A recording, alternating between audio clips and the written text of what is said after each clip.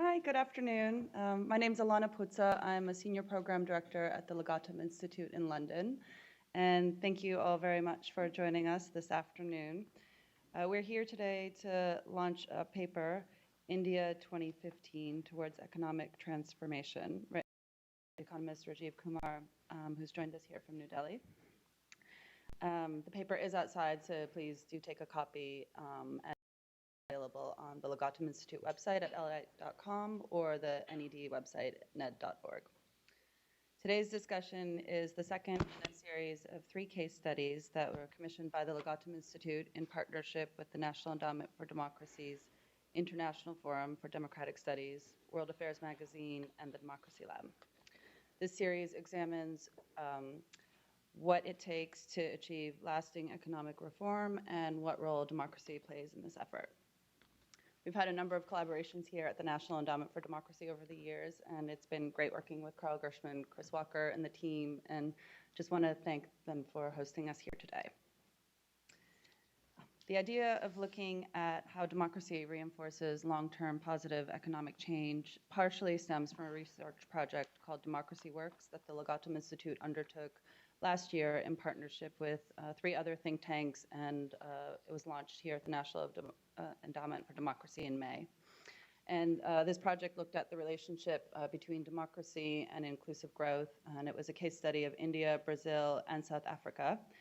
And the study refuted the argument that democracy is a growth, or that you need authoritarianism to achieve fast or long-term large economic growth. In fact, it was quite the opposite, that the tools of democracy help economic reform, they help to fight corruption, they enable coalition building and good governance in the And that study was completed shortly before last year's historic election in India. So today it'll be interesting to see where India is in its economic transformation. The conversation will cover a number of topics from past reform achievements to current challenges to possible solutions to India to the next level of development, and also whether or not Mr. Modi is up for the challenge. It's my pleasure to introduce our moderator for today, the president of the National Endowment for Democracy, Carl Gershman. For 31 years, Carl has overseen the endowment's grants programs in Africa, Asia, Middle East, Eastern Europe, former Soviet Union, and Latin America. He also, during this time, presided over the creation of the Journal of Democracy, the International Forum for Democratic Studies, and the Reagan-Fussell Democracy Fellows Program. In 1999, he took the lead in launching the World Movement for Democracy, a global network of democracy practitioners and scholars in New Delhi. And before I turn the conversation over to our speakers, just a quick word about Twitter. If you want to follow the presentation or contribute to the conversation, use the hashtag #GoverningIndia, or you can follow the forum at Think Democracy or the Legatum Institute at LegatumINST. Thanks. Thanks very much, Alana, and welcome to everybody. I'm really excited that we're having this discussion today because India is actually a very, very large and important subject for the NED, which I'll explain. Some of us here are just back from India. We had a really major conference, an all-NED conference in New Delhi, March 23rd and 24th. Mona Dave there was one of the key organizers of that, along with some other people on the NED staff, Mark Schleifer and Kim Betcher, there, and Jenny were were with us at the meeting.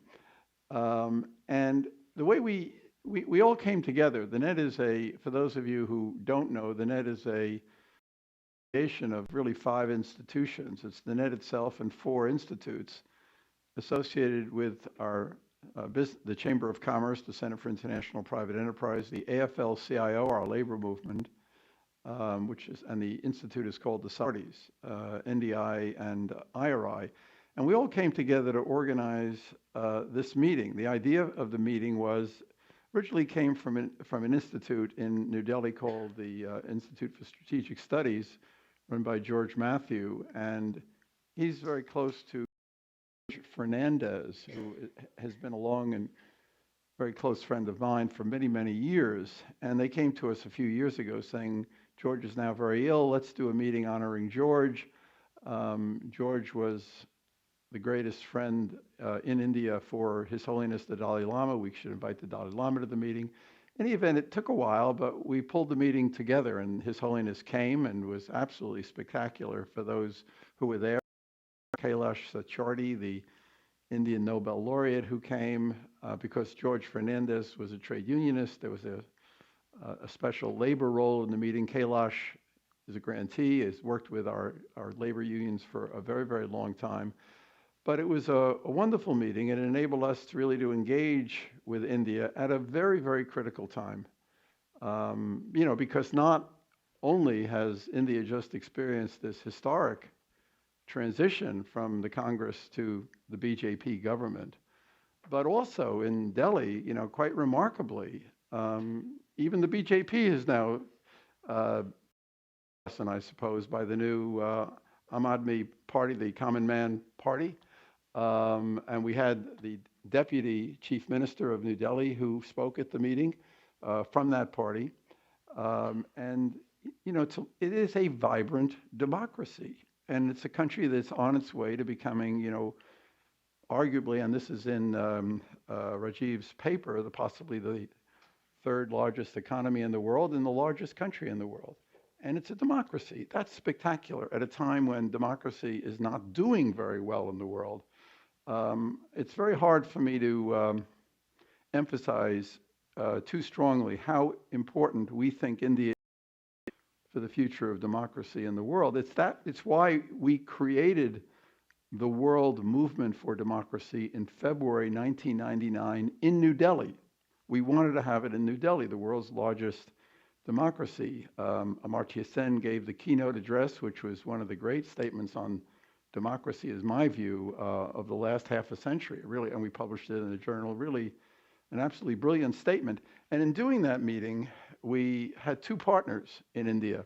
And it turns out that one of them was your organization, Rajiv, that you're working with, the Center for Policy Research, and the other was the Confederation of Indian Industry, CII, where you worked before. You were the chief economist. That's, by the way, my subtle way of introducing you.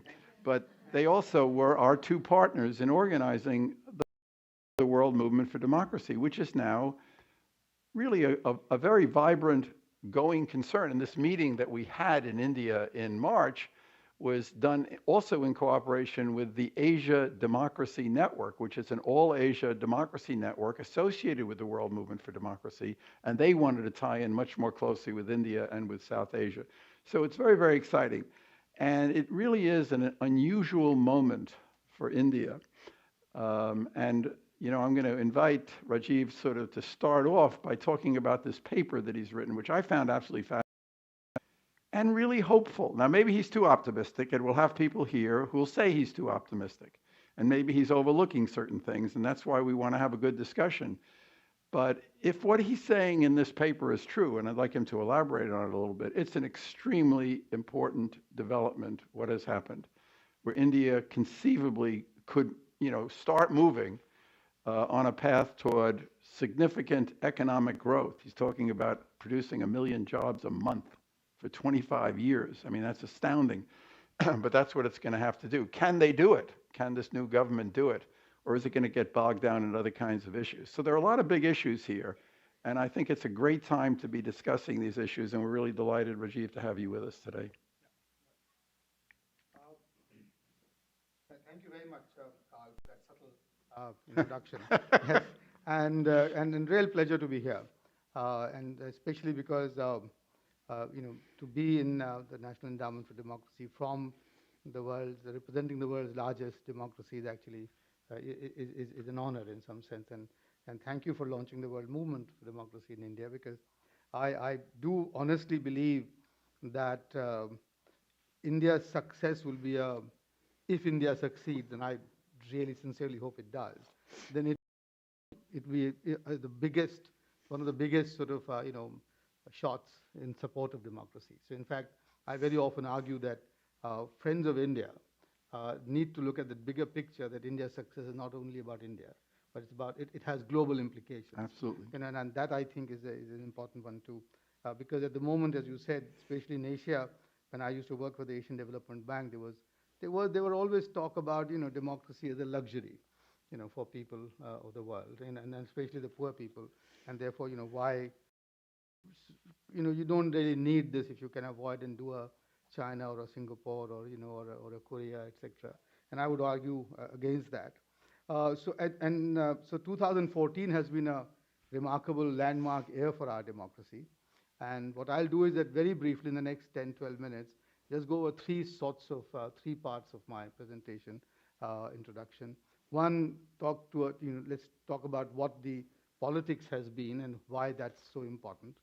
Two, what the massive economic challenges facing India, and third, as to what Mr. Modi needs to do to try and address those challenges, and whether and then maybe sort of refer in that context whether he is on the right path or not, or whether he should be whether he could course, and what is after about nearly a year of his government in the scorecard at this point of time. So on the politics, I think this has been when we will 20, 30 years down the road, this will appear as a historical election that we've had in 2014 for many reasons, and I think the most important reason would be that it has reversed the trend towards fragmented and identity-based politics in India. Before these election results came out, the understanding was that India is now in for a long period of greater, more political fragmentation, where regional parties, where identity-based parties will take the dominant position. There will always be these very messy coalitions, these rainbow coalitions, which will be hard to govern, and therefore that would, in some sense, weaken the glue which holds India together. And there will be this, there could be this, this danger of fragmentation actually going deeper, and therefore, the idea of India could at some point be threatened. I think these elections put all of those fears to rest, because the Indians voted in a very decisive manner, for a party, for the BJP, for Mr. Modi, and gave him, an absolute majority after, I think, more than 2 decades. 84 was the last time that somebody had a majority like that. And they made it very clear that they wanted a national government to govern in some sense, and would give the Mr. Modi the sort of degrees of freedom that enabled. So that, I think, was the most important. The second, of course, is that with the 3 state elections before these general elections having gone the way of the BJP, the Bharatiya Janata Party, right-wing political formation, and then the 2 that followed after the general elections, very large states, all of them were won by this party.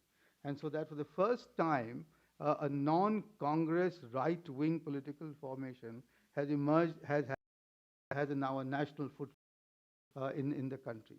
So what that also means is that for the first time, you have a possibility of a reversal of the statist model of development, a planned statist model of development that had been the hallmark of the Congress-led government since 1947. And therefore, and this was a party which had never sort of felt shy of declaring its pro-private sector, and market, sort of stance. And for that to happen was, for me, a clear demonstration by the Indian people, that they had enough of a left-wing entitlement-based economic policy. And what they wanted was actually employment, growth, and empowerment, rather than entitlements and handouts. And this leads me on to say that these are the characteristics of what I think are is a emerging middle class in India, which numerically is very difficult to measure, and it maybe, if you measure, there have been several attempts at that, whether it's 20% of the population or 35 or 40, But these characteristics that I just mentioned to you, to me, say that the real driving force of the Indian politics now is middle class aspirations. And those middle class aspirations now, in some sense, cover the very large majority, if not the entire population. So these, um, these, these, uh, these elections therefore brought to fore that particular, that particular force, if you like. And then the January 2015 elections, in which the BJP was roundly and soundly defeated, further proves the same point, that this middle class is not going to be patient, is not going to be, is not going to sort of give you, the slack, and they expect outcomes and performances, and if you don't, then they would vote you out with as much alacrity as they have voted you in with. And that again is, to me, a sign of an electorate which is active, which knows what its rights are, and therefore, to that extent, I think it's a very positive step for democracy in India, because people are not going to be fooled any longer with populism. And I say this because one of the arguments that has been made for the victory of this Aam Aadmi Party, the Common Man Party, is that, oh, it is their unbridled and some completely sort of full-scale populism which has got them this vote. I beg to disagree on that. The Aam Aadmi Party won the Delhi elections hands down, 67 of the 73 seats, because they felt, because the electorate felt that the BJP had not in those 10 months delivered what they had said would be delivered. That's my reading of the Delhi elections, and not because they felt that the populism being put out by the Aam Aadmi Party is what they would have, is not what they. So in this context, within India and abroad, there has been a expectation that because the BJP was a right wing, was a pro-market, pro-private sector party, it will now take some very big steps or leaps of economic reform. And that is the expectation that people had of it, and especially I find that outside India and within India, there was this sort of, and people therefore now are beginning to sort of question as to where is the leap, or where is this big step forward in economic reforms, and why has it not happened so far? And my take has been that in India, it's really unjustified. It's probably, to use a stronger word, irrational to expect big, large scale or reforms, or leaps of economic reforms, for 2 or 3 reasons. One, I think, is that India's absorptive capacity for change, and reforms represent change, and big reforms represent, in some sense, qualitative change, sort of big. The absorptive capacity for change is much more restricted than other countries which don't have as much plurality, diversity, and heterogeneity that India has. That's and given that it's very difficult to create a social political coalition in favor of any particular major reform, which will dominate over all other, sort of all the rest of the population, to give the necessary support for these reforms. So that's the first, the plurality. The second reason I find is that in India, I think and this is for me one of the most important things, and I sort of keep repeating it, that I don't think there has been any other country in the world which has taken on the economic, political, and social transitions simultaneously, which is what India has attempted since 1947. And this simultaneous triple transition means that these are 3 transitions which are going at different speeds, and each one of them sometimes acts as a constraint on the other, and to some extent it defines a maximum speed at which you can make these reforms.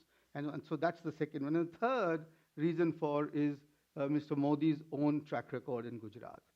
For the 12 years that he was the chief minister, he had shown that he did not really believe in sort of breakthrough reforms of any kind.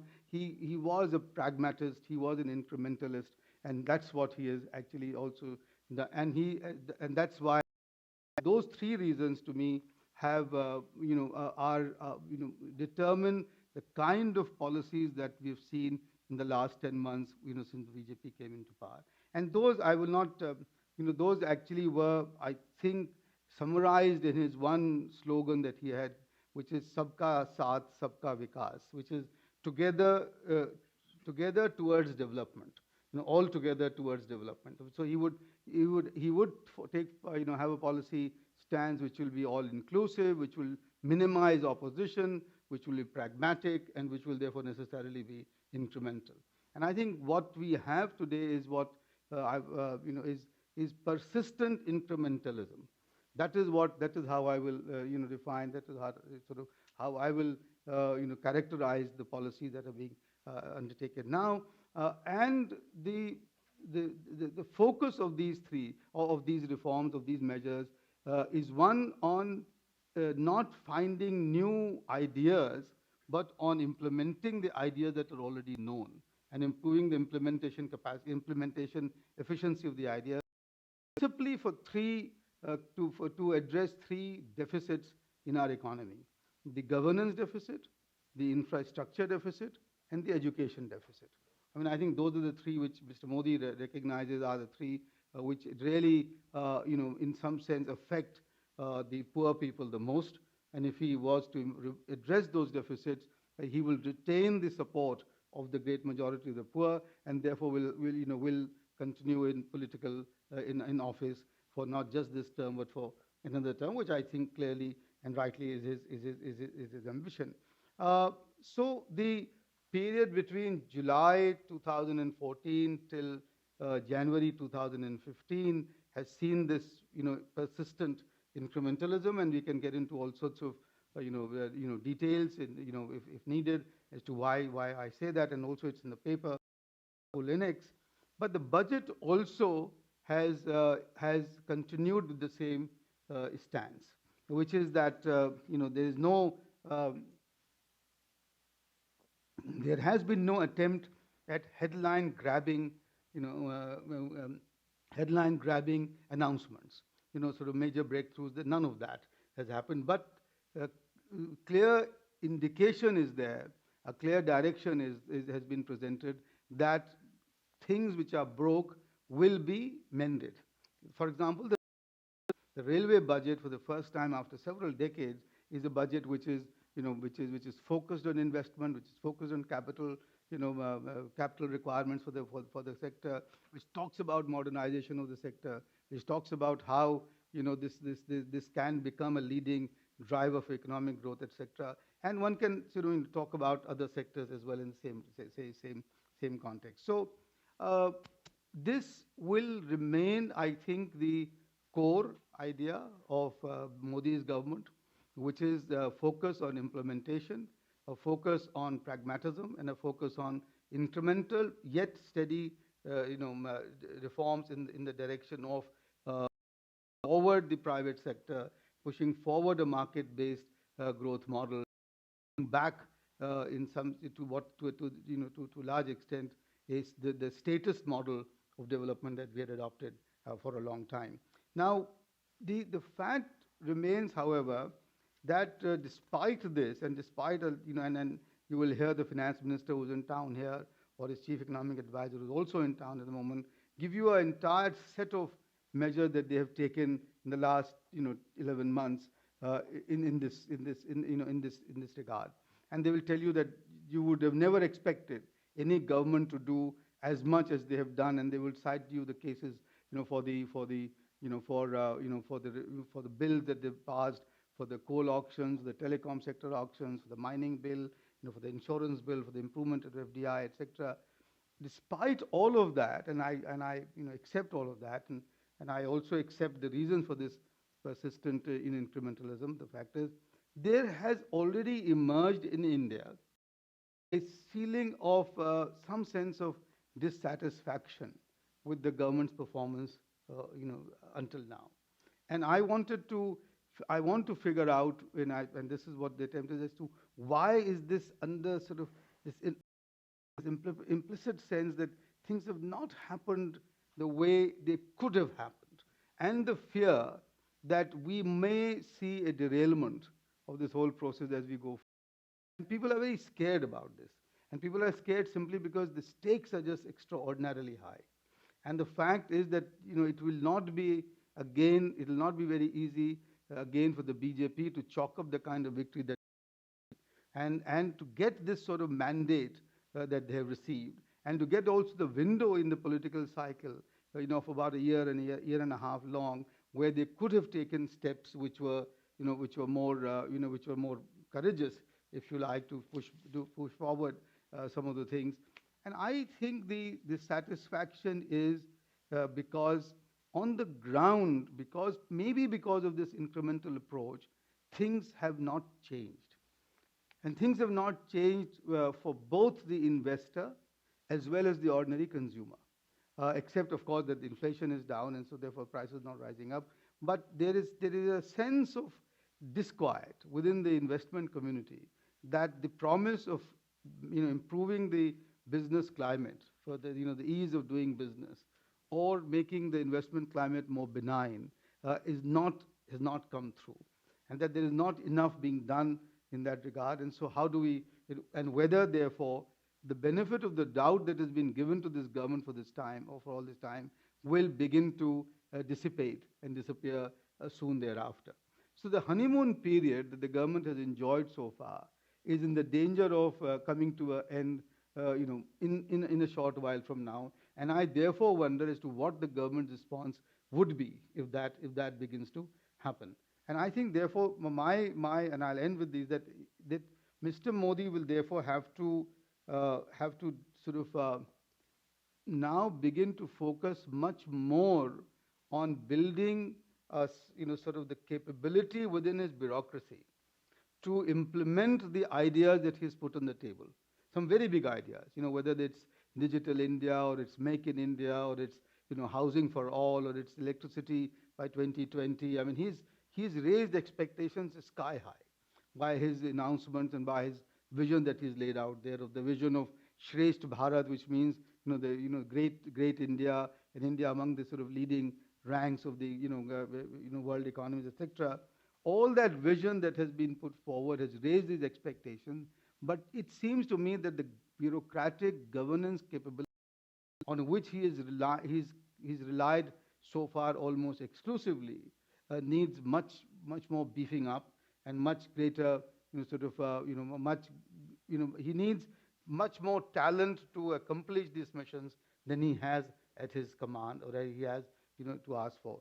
And for that, he will need to take very active steps to eliminate this very big thing that happens in India all the time, this us and them divide, that us, the government, and them, the civil society and the private sector, etc., and take steps, and we can discuss those to try and, having eliminated the divide, to get a national effort, a bipartisan, a sort of a comprehensive national effort to achieve the goals that India must achieve if it has to generate these 12 to 15 million jobs a year, which is not an easy task. So that's my first thing, which is that Mr. Modi henceforth will have to devote much more energy, and which I'm afraid he's not doing. In fact, he's probably doing a little bit of the opposite, which is to make the bureaucracy far more sense of empowered, and therefore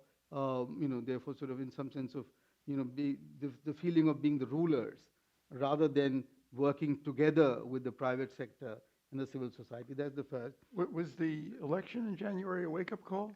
Well, it should have been, and I hope that is, but I don't see that. The second point that I want to is that he has to do much more, become much bolder to take advantage of the benign external he finds himself. That includes the decline in oil prices, but also includes a very benevolent attitude that the foreigners have today vis-a-vis India. India is the sort of flavor of the month in most countries that I've gone to and that I see. But it is not translating that's not getting translated into much larger inflows of foreign direct investment, much larger inflows of technology. It is not translating into India getting integrated into global value chains. India remains an outsider. And therefore, we need a much bigger effort on removing the mistrust that is there between the Indians and the foreigners. And that, I think, that's the second thing that I would invite. And finally, despite the fact that Moody's and Fitch have both upgraded India's ratings in the recent past, I think we have not done at all enough in improving the conditions for the investors and improving the investors' confidence, both domestic and foreign. And I think that is where Mr. Modi will have to focus very sharply on and move and in this respect, that's my final point, that I'm told constantly by my friends in the government that a lot of work is in progress. A lot of things being done, in the sense that every department is making PowerPoint presentations to the Modi government, to Mr. Modi, etc. But I don't find that being communicated to the people at all. So for a person who is a master communicator, that complaint or that thing being pointed out, or that feeling emerging at this point of time in India, I think is a very negative signal. And I suppose, that's my final point, that Mr. Modi will have to do a lot more in communicating what he is doing and where he is from where he started. For example, he started by his own speech on the 15th of August, the Independence Day, was that he has inherited a broken government. Now, he must tell the people of India and take them into confidence to say how less or how much has he mended that broken government, and what has he done to do that. And I'm afraid that's not happening at the moment. And therefore, my fear is that once the negative, God forbid that happens, if the negative sentiment begins to set in, then it will be very difficult for Mr. Modi to achieve sort of vision and the goals that he himself has set out, and for which the elected him with such a handsome mandate that he got in May 2014. Let me end there. Well, that's great. And we're going to open it up to questions, but let me just say a couple of things and press you on a point. When I look at India, I just think you have to keep everything in perspective. He didn't pursue this great leap, Where else was there a great leap in the 1950s in China, the great leap forward? And what a utter disaster was that. And there's something to be said against great leaps and for incrementalism. But, then you got this problem. How do you pursue that course? And then how do you get the confidence of the people that you're actually going to change things? You speak about the goal of this government being 1 million jobs a month for 25 years. That's astounding. I mean, are they making any progress on that whatsoever? You see, first about the great leap. I mean, I myself have argued in the paper, and even now, that perhaps it's not right to to expect that great. But by the great leap also, the counter point to that is also not just how do I say this? There is perhaps a midway between mere incrementalism and the great leap, which is to focus on 2 or 3 things which I've just said to you. For example, if Mr. Modi was to make much bigger steps on administrative reforms, which will bring in private sector talent into the government, which will somehow address this governance deficit capability, that would be a leap in some sense. Because that will be a qualitative change. So a leap is not. A qualitative change may not be a leap in terms of complete breakthrough, but there is at least a different way of doing things. Similarly for FDI, for example. The question has been asked as to why should any caps be remain on FDI anywhere in any sector in this country? Why doesn't India get much more pay much more attention to the foreign direct investment? First point is that which is that you need to why you don't need to do the great leap forward to the Chinese of the 50s. What you could do is what Deng Xiaoping tried in China in 1980s, which to say that now we're not going to be business as usual. Incremental, yes, but a different way of doing things. I think that's the best answer that I can give. Yeah. Second, on the employment thing, if it is happening, we don't know. And I don't think that's to that extent one can say at the moment that it is happening because it seems to be business as usual, right? So he's not done enough, for example, to create the conditions for greater, labor absorption in the industry. He's not doing enough. He's got this Make in India campaign. We don't know whether manufacturing has actually expanding its capacities. I'm sure there is not yet enough movement on India's being integrated into any global value chains, which, for example, with all the industries now moving out of China, the benefits are going more to the Southeast Asian economies and not into India. Now, those are the sorts of things that he could be doing, which will not be a great leap forward, but it will be a different way of doing things, which I think is perhaps is needed today in the country. And does not do, I'm afraid, he will be trapped in a sort of in an inertia, which will then which the incrementalism will then not be able to take forward. Explain to us. I find when you talk about people rejecting this entitlement model, the state model, the statist model. Explain to us how India has been able to avoid that, because when you look around the world today, populism and the statist model are politically very advantageous to some rulers, and populations are often not mature enough to understand the advantages of what you're talking about. We ran an article in the Journal a couple of years ago on Greece. It's really, really worth reading because both parties, the right and the left, became populist parties, and that's one of the reasons why they brought Greece down. How has India been able to do that? And maybe you could just say a word. Why did Manmohan Singh fail? I mean, he was somebody who tried to steer India away from the Nehruvian socialist model. Why did he sort of get trapped into this statist model and the entitlement model? What happened? Well, because he thought he didn't have the degrees of freedom of pursuing his own preferred model of anti-state, anti-public sector, in non-public sector, pro-market private sector. Who was restricting him?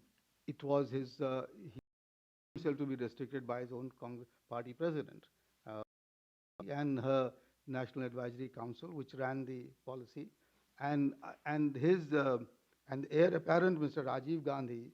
I think until these elections, he went to the elections campaigning on the basis of the entitlement model, promising to the people, all kinds of freebies and all sorts of doles, which clearly the people rejected.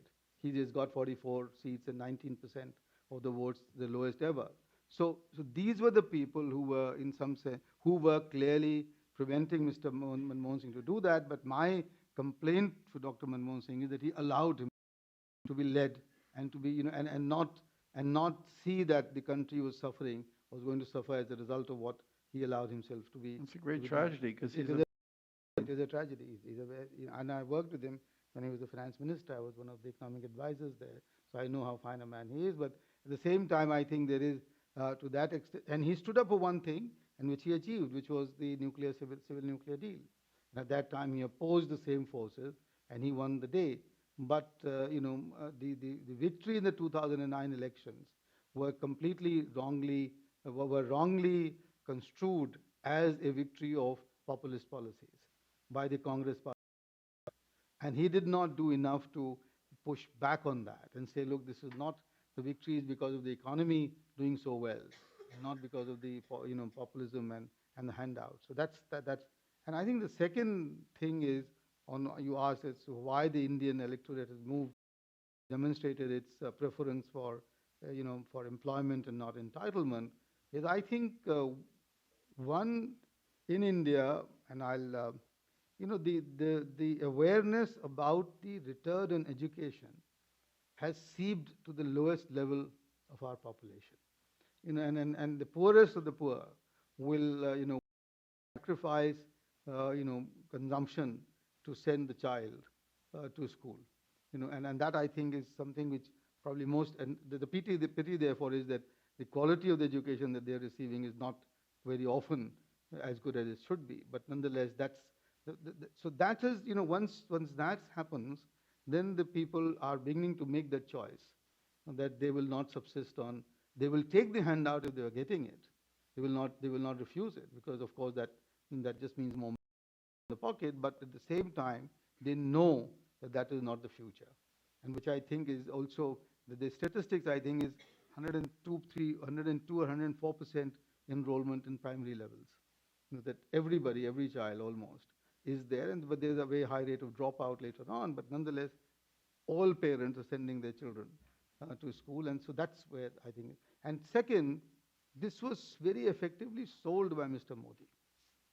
This was very effectively sold by Mr. Modi during his campaign, and he sold the campaign of of an aspirational India, and rather than poverty elimination, he talked more about prosperous India, and I think that caught the imagination of the people. I said to you before, that I think there's a message here for the West. I mean, I think we could really learn from India is able to succeed on this. I think it has profound implications, not only for a successful Indian democracy, but maybe to tell the West, which is losing its sense of how to be successful. It's not the status model that's going to ultimately be successful, but it seems to be an idea that seems to be popular in a lot of different countries. Yeah, I can't be presumptuous enough to say that Indian experience would have any lessons or relevance for the advanced economies of the West, because they've gotten out of the low and middle income traps, and they're now high income economies. And India, therefore, India's challenge is much bigger and much more. So I don't know about that. Oh. But the fact is that for a lot of emerging economies, India's success would have great relevance. But here, I dare say that there will have to be, and in India if India succeeds, it will create a new understanding of the mix between the role of the government and the role of the market and the private sector. I have two I think that the two have their own roles, and to argue sort of any extreme position, which I think India will show that that's not the right way to do it. I have two questions. I'm going to open it up, I promise. The first, which I found really interesting in your paper, because it relates to something that our Business Institute has done, where you spoke about his goal of dismantling the system of permissions, which I take it is how to get a business started, and what kind of bureaucracy do you have to go through in order to get a business started. And one of our SIPE group has worked with Hernando de Soto, and he had the example of Peru, 273 different steps, and bribes at almost every one of those steps. How does that work in India, and is there a here of sort of transforming the informal sector into a vibrant formal sector? Yeah. Let me start off by saying that in India, the last economic census had, if I'm not mistaken, 59.7 million economic production units, business units. So that's the scale of the Indian business sector, and of this, I think no more than exists in the formal sector. The rest is all the informal sector, and this entire informal sector has to face a whole plethora of licensing sectors, etc. And I think the figures are that 70 clearances, and things like that. And what Mr. Modi is promising to do is and I've seen that work is actually in progress in the Department of Industrial Policies, Industry Policy and Promotion, is to one, do away with the whole lot of returns that the business has to file, and combine them into one, put them into one form. He is trying to bring in a lot of e-governance, where there could be just sort of self-certification, more transparency, and less discrimination by the government officials. The third would be that the need for taking permissions to do things will be replaced by saying that there'll be a set of guidelines. And I think a task force has already, this budget announced the setting up of the task force, which will say that these are the guidelines that you have to follow to do a business. And if you infringe them, and if you don't, then you'll be punished. But you don't have to seek permissions, for each one of them before you start a business. So Mr. Modi has very often mentioned that he wants to reduce the time taken to start a business. Currently in India, I forget, 6 days or 10, I forget that, I will be wrong here. He says it should be 24 hours that you can start a business. And the reverse I have not heard him talk about, but the amazing statistics is that it takes in India an average of 10 years for a person to exit a business. So he wants to replace those with, sort of modern bankruptcy laws, etc., so that therefore that can be instituted. So there is an attempt here to streamline the sort of entire licensing, permission, all that procedures, and to relieve the small and medium enterprises of this burden, the dysfunctional regulatory burden under which they suffer at the moment. Okay, and now my last question relates to Shumit Ganguly's article in the Journal, which I think, I don't edit the Journal, by the way, but my sense is that when they got the 3 articles in for the special issue on India after Modi's election, everyone was sort of positive on what had happened, and so they have to have the other point of view. So they invited Shumit to write that. And what he wrote about was a point that you said in your article was one of the danger points, which was Hindu nationalism, and whether they were going to get mired in that. And of course, this is the most controversial dimension of what Modi represented, what happened in Gujarat. Talk to us about that. And because, Shumit talked about his appointment of this very low-level academic by the name of Rao to be head of the Indian Council of Historical Research, and that he's, because he had a certain line on history, and there has been obviously discrimination against, there's an American scholar, Wendy Doniger, who can't be published because her narrative is not consistent with the Hindu nationalist narrative. How dangerous is that today?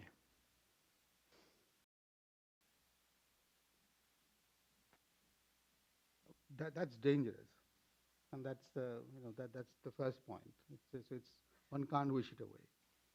The right wing sees this victory in 2014 as, in some sense, their victory, and not Mr. Modi's victory, and that's therefore they would tend to exult in it, and therefore they will tend to also overuse it, and and sort of and there are several examples of that.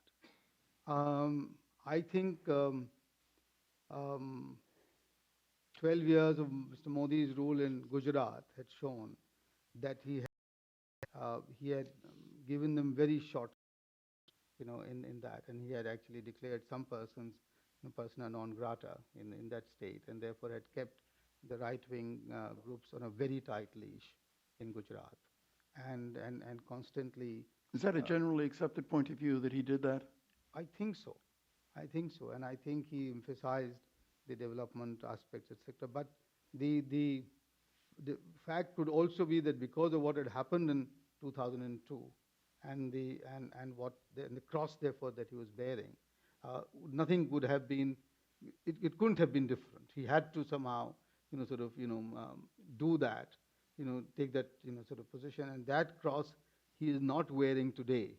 He's not carrying today, and therefore he could be less. He could be a little more liberal, as it were, towards these groups, because because he needs their support.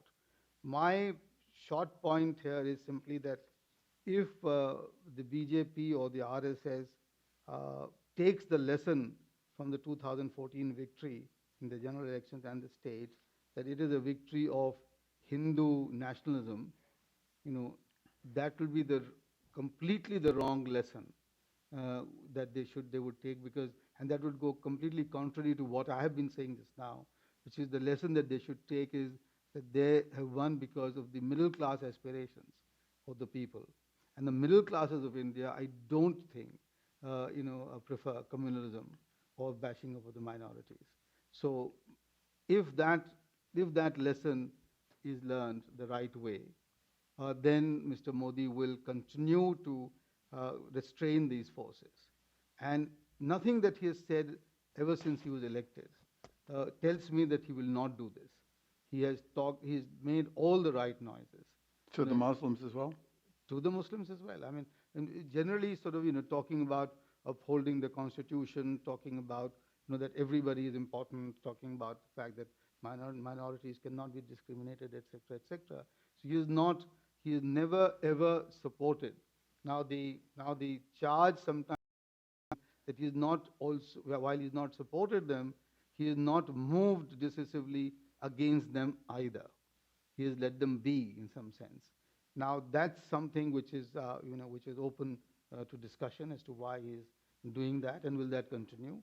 My own and I'll end here, which is that I think the institutions, the democratic institutions in India, the judiciary, the media, the legislative, and the fact that there are several provincial elections coming up, etc., and then the opposition is already coming together in opposition to the BJP, all these democratic institutions and processes will not permit Hindu nationalism to make any headway. Could you just say a brief word before we open it up? Sorry about that. About his foreign policy. I mean, especially vis-a-vis China. I think Mr. Modi realizes that he has to play a very nuanced foreign policy stance towards China, but he is, I think, he's out of non-alignment towards being more supportive and knowing that he's better off aligning himself with the U.S. and with the U.S. and let me just. But not to be anti-China, but just to be not to friendly be to the anti-China, West. but also not to be harping constantly on non-alignment, autonomy, etc., but to be seen clearly as a person in U.S.-Japan camp. Has India put that behind itself, that non-alignment? Has it put that behind itself? I think so. I think so. I think so. That would be a great thing. Okay, we have a question there, please. Tell us who you are and then ask your question. Dominic Cardell. I have no affiliation. Okay. Since India imports most of its energy needs, these low prices, oil prices, of course, are helping the economy considerably. But these low prices are probably going to be short-lived. What is India doing to develop its energy resources? One, maybe I'm not so sure that these low prices will be very short-lived. I'm on the board of a leading think tank called the King Abdullah Petroleum Research Studies Center in Riyadh, and there they seem to think that these prices within the $60, $70 range will remain for at least a while. But nonetheless, India's own policy for energy security is to develop its own hydrocarbon resources, especially coal, which is what we think will provide up to 70% of our energy needs going forward. It's also got what it calls a transition policy towards depending much more on renewables later on by developing nuclear energy. And Mr. Modi's recent visit to France has cleared up the one big reactor, and I hope the discussion on the liabilities, which when President Obama visited India in January, will take us forward to getting sort of nuclear supplies also from getting the firms, U.S. companies interested in putting up nuclear plants. You must have heard that in Canada, he got an assurance from Prime Minister Harper that they will supply uranium to India for the next 5 or 10 years, etc. So nuclear there's a share of nuclear is expected to rise, I think, expected to quadruple over the next 20 years. So that's one other assurance. The third, of course, is the South Asian hydropower energy resources, which are enormous. And there, Mr. Modi has shown that he's going to be very active with India's own neighborhood. And he was one of the first prime ministers after very long, Kathmandu and Colombo, etc., especially Nepal and Bhutan, have the key for up to about 70, 80,000 megawatts of hydroelectric power if that can be developed. And finally, renewables. He has announced that he is going to get a staggering figure. It was earlier watts, and now I believe it's been doubled of renewable energy, solar and wind together in the next 20 years. So that's the energy policy for India. Despite all of this, I dare say India will continue to import very large amounts of oil and perhaps even gas from the Middle East, because for the transport sector, that will still remain the mainstay for a very long time. Please, yes. Right here. Thanks. I'm Siddharth Dhume with the American Enterprise Institute and the Wall Street Journal. Rajiv, thanks for that great presentation. I want to bring you back to the question of Modi as an administrator. And as you may recall, in the run-up to his election, there were broadly two views. One view was that here's a person who's only ever really administered a state. And what it takes to administer a state, because states tend to be quite centralized, is very different from what it takes to administer a country the size of India. And so the skeptical view was, this guy is not someone who would be able to manage this. The more optimistic view, which was the view I subscribed to among others, was that there are many politicians around the world who manage to transition from a small stage to a larger stage. And as long as you have a gift for administration and you know how to make these things work, you adapt and you learn. Now we're 11 months into the Modi administration. It sounds, from your comments, that the first model, or the first set of the people who were skeptical, who said, well, here's how he does it, and that's the only way he knows, at least so far, seem to have been the wiser. So two-part question. One, would you agree with that? And secondly, what do you think the odds are of his changing his style of administration? And third, if he doesn't, what are the consequences for India? Yeah. I mean, I was with you in terms of the optimism that that he will change. And I used to always, I've sort of said quite often that compared to India, Gujarat was a construction site. And you need the pipes and the roads and the electricity and so on. But India is a huge policy chessboard. The requirements are different. And I'm afraid the 11 months have shown that he's not changed at this time. And his hugely exclusive reliance on the bureaucracy, which has been his model in Gujarat, continues. And very often by those who would still believe the second one, that, oh, look, he has brought in the two Arvinds, Ms. Panagaria and the Niti Aayog and Subramaniam as chief economic advisor, etc. Notwithstanding that, I think the centralization of governance capability in the Prime Minister's office, as in the Chief Minister's office in Gujarat, shows to me that that's the model that he's pursuing.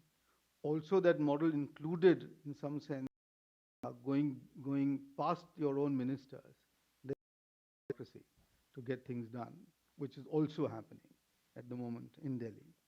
And I think and which is why I went on and on about his need to enhance or to empower, to strengthen his governance capability, because I think he'll have to adopt a more open, inclusive, how do I say, bringing in people kind of model than the one that he has at the time. Now, what's the consequence of that? The consequence of that is that, and I'm being rather candid here, which is that the bureaucracy, which is not as capable as it was in the past, and is not driven by a set of incentives, the national incentives, etc., will not be able to deliver on see what they have to deliver, and as a result of which his goals and his objectives will not be achieved, which will be greatly problematical. And that might well be seen in the next round of state elections, by the electorate, judging him to have not been able to deliver.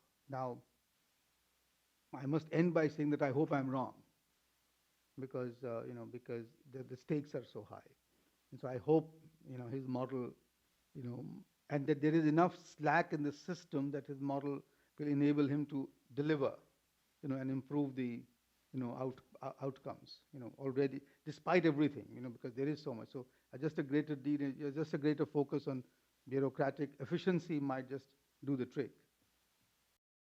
Sure of that any longer. I don't get any indications of that. He said in the article in the Journal of Democracy, you said that he had this terrific slogan: maximum governance, minimum government. I think that's great and edifying. But do I take it that he's not carrying that out? Yeah, he's not. That's interesting and troubling. Yes, just move to the right here. Oh, I'm just going to. Farah too. Okay, then we'll Mine go is back a to really her. quick two-finger follow-up on that, which is just purely the capacity problem, the bench problem, that he's got problems finding technocratic, able, and gifted ministers in certain ministries. What is the solution other than outsourcing to outsiders? And you have this big infrastructure. I was just wondering if you have a little bit more specifics about what might be the solution to this governance problem that you just now were identifying. Yeah, the solution for me for that problem is simply to bring in a lot more talent from outside, and and give up this business. The government is only done by by career bureaucrats, etc. So bring in people. I mean, Jawaharlal Nehru used to do, and so did his daughter, Mrs. Gandhi. I mean, they had a lot of people from outside running major ministries, advising them on several things, etc. The institutional model that comes to my mind is something which the Japanese have done with great effect, which is to create these tripartite groups in every ministry, the academic, the industry, and the bureaucrat, to look at problems, to define them, and then to find solutions for them. And if you could do that, that would be the best way to go forward. But I don't think, if you're going to rely on the bureaucracy will permit a dilution of their space, in this manner. But that would be the best way forward as far as I can make out. And so, but I don't know whether he's doing that. Farah. And introduce yourself for the benefit of others here. Oh, do you want to? I don't think anybody cares. I'm Farnaz Isfahani. I'm a Reagan Fassel Democracy Fellow here, and I just finished a book on Pakistan's religious minorities. You'd earlier said that Mr. Modi has really not said or done anything really to alarm the religious minorities in India. However, because this is very much part of what I do, I know that the Christian communities, specifically recently the Muslim communities, the Ghar Wapsi, these conversions back to Hinduism, the beef ban in Maharashtra, etc. These are not being done by the federal government, Mr. Modi's government, but they're happening and they're escalating. So this is making people in these communities very nervous. So do you think that there's a role for Mr. Modi in trying to appeal against this? Or do you think that it will harm his core group of supporters and he will not do that? Thank you. Well, this is what this is the sort of, I can't call it a dilemma, but this is a sort of a standoff that I described when in my own comments, which is that on the one hand he knows that, at least in Gujarat he showed that he realized the importance of not permitting the right-wing forces from becoming, minority raters or, minority bashers. And even now, he has actually made a couple of very clear, put out some very clear statements as to why he's not supportive of these things. But he's not, as I said, he has not yet taken that the extra step of, for example, putting somebody who's a minority basher into jail, instead of, getting him or her arrested and things. Now, whether this will happen, I'm not sure. I'm not sure at all. And I think what will happen as a result is that this is my understanding, and I may be completely wrong on this, is that the middle class will desert him. And the next set of elections in a state like Bihar, where, for example, Muslims have a large percentage, of people, I think it's probably about 21% or 18%, something like that, 18%. It's a fairly large, it's a significant, in West Bengal, for example, it's I think more like 26%. The BJP will not do well. And this happened also, for example, in Delhi, where, so I was hoping that he will recognize that and he will be more decisive in this. But I think that is where I'm not a loyal enough worker or, party member. Because they don't think that that's the correct understanding. They think that, that the core Hindu support is essential for their electoral prospects and not the middle class support. I tend to think differently. But their party cadre, their party hierarchy, led, I suppose, by the President, Mr. Amit Shah, I think does believe that without that core Hindu support, which will get alienated if they took decisive action against some of these people, is necessary for their own electoral prospects.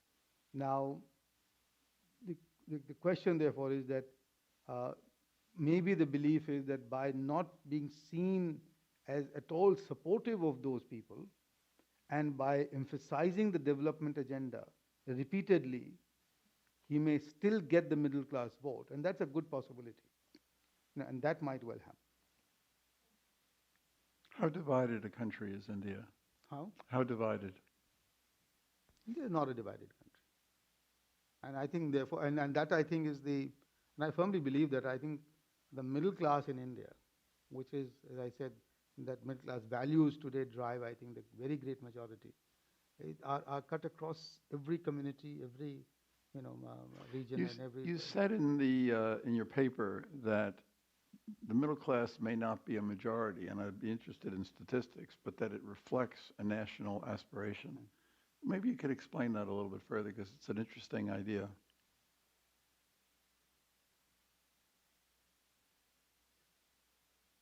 No, by that, I just meant that, there have been several attempts at estimating the size of the middle class in India. And I think even Nancy Birdsall, etc., have tried to that here in a study earlier. And they, any income definition of a middle class, which is, above so many dollars per capita per month, or, up to this much, etc., doesn't come up with a more than 35%. The best estimate that you get is 35% can be defined as middle class. But Surjit Bhalla, one of our economists, contested that and said that it's much larger than that. But even there, he would have said that it's 60% or something like that.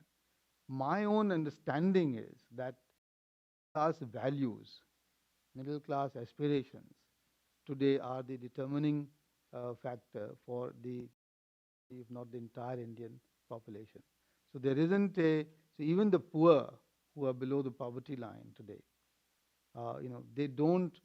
their behavior is not, as it were, it is not saying that, okay, just today's consumption and that's it. And, and we'll put the child to work, or we'll, so that's not happening any longer. So to that extent, as soon as a class of people start thinking about the next generation and an improvement in standard of living in the longer, I consider them to be a part of the middle class. Because the alternative is that when you don't know what the tomorrow holds for you and you couldn't get, so that's just today and that's all that I'm going to live for. That's not happening. Do you have anything like you have in the West, the 99% versus the 1% or the 47%? I mean, all these divisive percentages that seem to dominate our political discourse. Do you have anything like that in India? We have a very deep-seated resentment against the rich in India. That's very clear.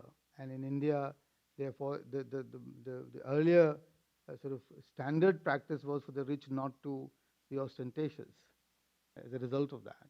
That's changing, and that's changing, and that was also part of our whole leftist, sort of ideology and the leftist domination that we had in our country for a very long time. So, in fact, the joke used to be that even when parties wanted to take right policies, rightward policies, they had to signal left first to turn right. So that's how they would. That is the only way they could do it. I think that's changed, but nonetheless, I think there is still in India. It won't be. There isn't a. I don't think the politics gets driven by saying that such and such party favors the 2% or the 1% of the rich, etc. But at the same time, no party in India would be able to win an election without promising to improve the lot of the poor. Right. That's Can you say a word about the future of the Aam Aadmi yeah, Party. Adami, yeah. Could you say a word about how you see them developing? They had great success in the Delhi elections, but what about the future for them? Oh, it's just very unclear. It seems that they are getting adept at shooting themselves at the foot. So I mean, if they continue to do that, then of course they will just implode.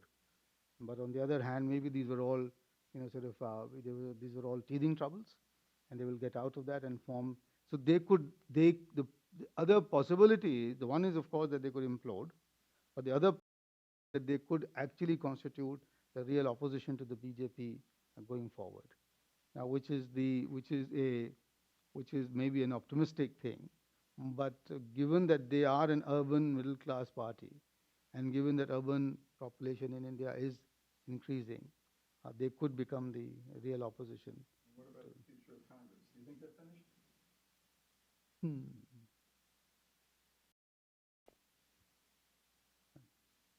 Depends when he comes back from his holiday. I mean, if he has a, sorry? He's back from Bangkok this morning. Bangkok, he already is back. So I, a little lightheartedly, because I think that if Mr. Rahul Gandhi remains the leader of the Congress party is probably finished. Finished. Yes. They need a change in leadership. All right, I see a couple of hands here. One and then over there, please.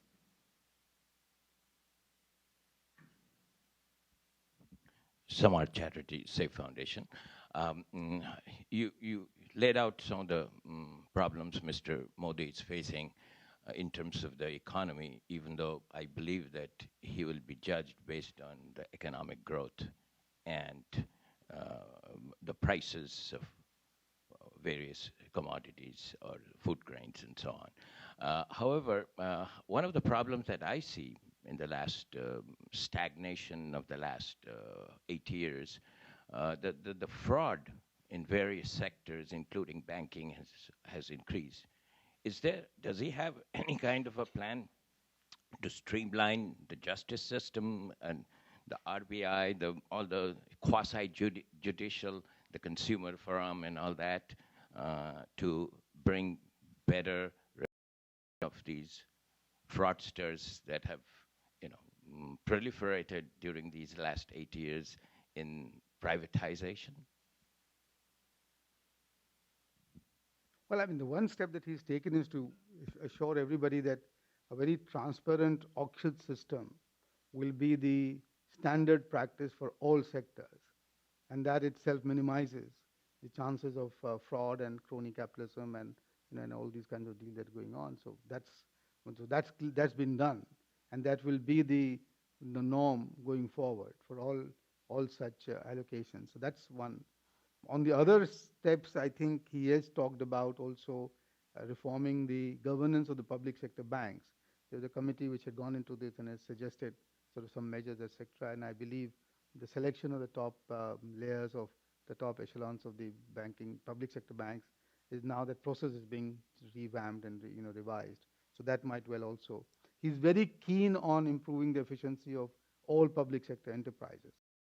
He prides himself on that because he's been able to do that in Gujarat. And so therefore, therefore he would probably bring it here.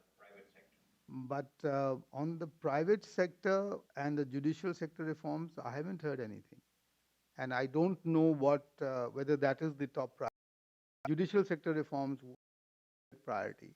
But I'm not sure whether he needs to go after the private sector at the moment when he need to, when he needs to, and we need to actually enthuse the private investor to invest in India. Because if you don't do that, then I mean it's the game over. So at this time to go after the private sector, which is and on which the evidence is very difficult to get, to prove as to who is a fraudster and who is not, who is just making a genuine mistake. I think that will be, that I hope is not. Yeah.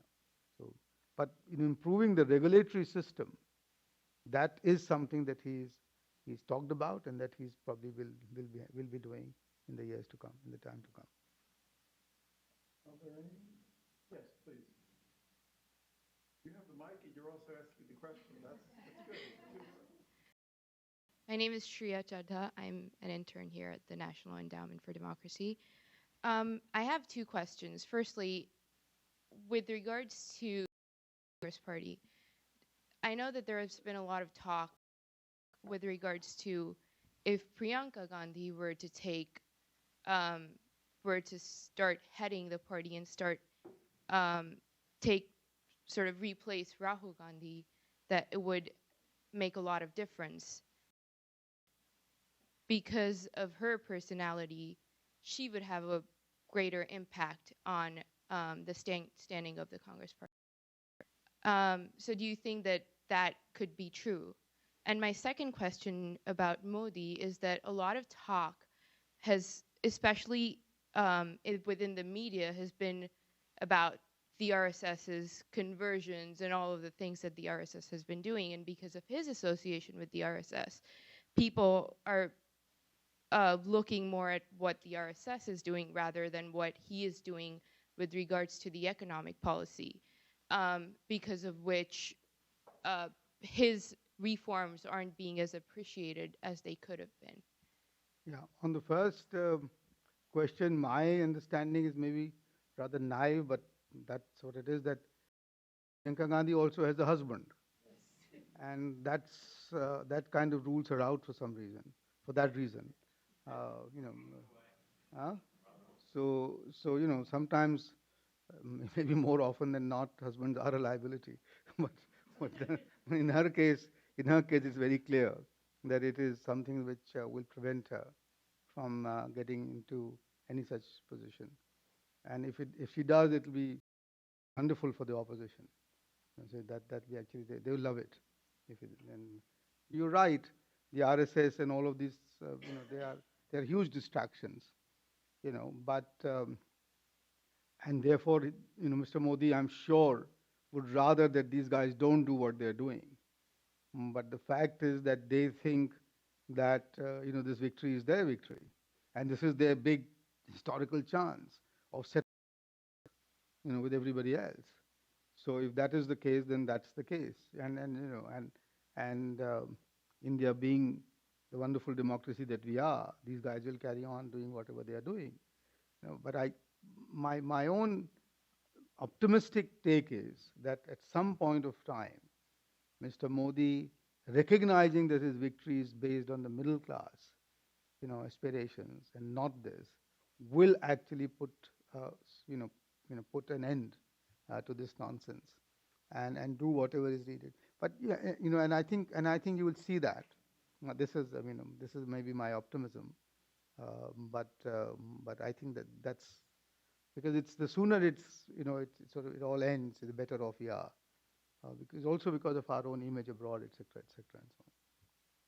Well, I want to, thank you for this. I think talking about India is a very important thing for Ned to do. India is a democracy, so we don't really have a grants program in India, and we constantly think of ways that we can engage with India. And I'll never forget when I made my first visit there. It was right before the 50th. Some people said, and this was the opening of a dialogue, and they sort of said to me, we're not a democracy because you want us to be a democracy. We're a democracy because we have to be a democracy. Yes. And I think that's what you were beginning about. Democracy is not a luxury. Yeah. Necessity. And with all the problems that we have to deal with in the world today, you can't believe how enjoyable it is to talk about India. Really, I know there are people who think the problems are extremely serious, and this is a vibrant democracy. The very thing you were describing, what happened, both in the election last May and in the election in January. This is a vibrant democracy, and if the government doesn't perform, they can hear from the people. That's great. And it's really without violence. I know that there's not a total absence of violence in India, but it's really quite a miracle, and it's such a large country, and such an important country. And we're going to continue to focus attention on it. And I really want to thank you for writing for the journal, for doing this paper, and for giving us this presentation today. Thank you very much. No, thank you very much. Thank you.